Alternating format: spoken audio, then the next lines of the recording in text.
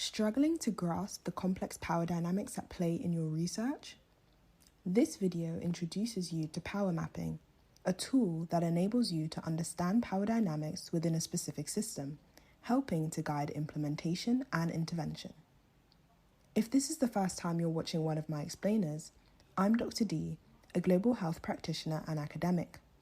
On this channel, I provide qualitative research tips for students and professionals alike. Let's dive right in.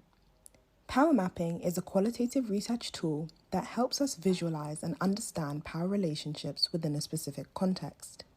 For example, in an early childhood development system, it allows us to identify who holds influence, who has less sway, and how various individuals or groups are connected. Importantly, power mapping focuses on power related to a specific issue rather than general influence.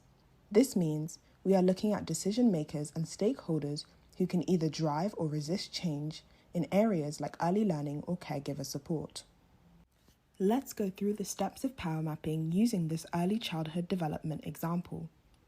The first step is to list the individuals or groups who may have the power to make or resist change in early childhood development. This could include lower school teachers, local health workers, policymakers, community elders, and parents. Step 2.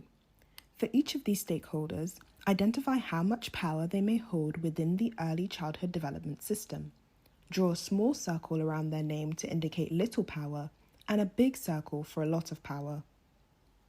Next, consider what kind of power each player holds. Is it knowledge? Perhaps they have expertise or specialized knowledge that gives them influence?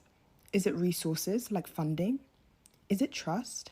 Are they trusted by the community or any other stakeholders? It is also crucial to distinguish between formal and informal power. A person may hold a formal title, but that does not necessarily mean they have more power. For example, a community elder may not hold a formal role in early childhood development, but could significantly influence parents' decisions on early childhood care due to deep community trust. Note down the kind and source of power for each individual or group on your map. After identifying and categorizing power, the next step is to draw relationships between these players. For instance, you might draw a line between a local health worker and lower school teacher to represent their collaboration in supporting child nutrition and well-being. Understanding these relationships can reveal potential allies or obstacles to your early childhood development initiative. With your power map in hand, you can now compare power and trust among stakeholders.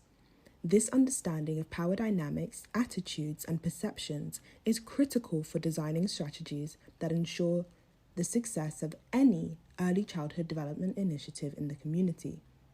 By knowing who has influence and how they are connected, you can identify targets for your initiative.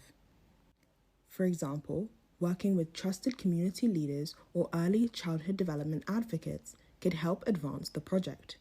Additionally, engaging with those who may object to the initiative allows you to understand their reasons for opposition and to find potential areas of agreement. And there you have it, a powerful tool and 5 clear steps to help you navigate and understand the power dynamics in your research. If you found this video helpful, please hit the like button, subscribe, and hit the bell so you'll be notified when I upload a new video.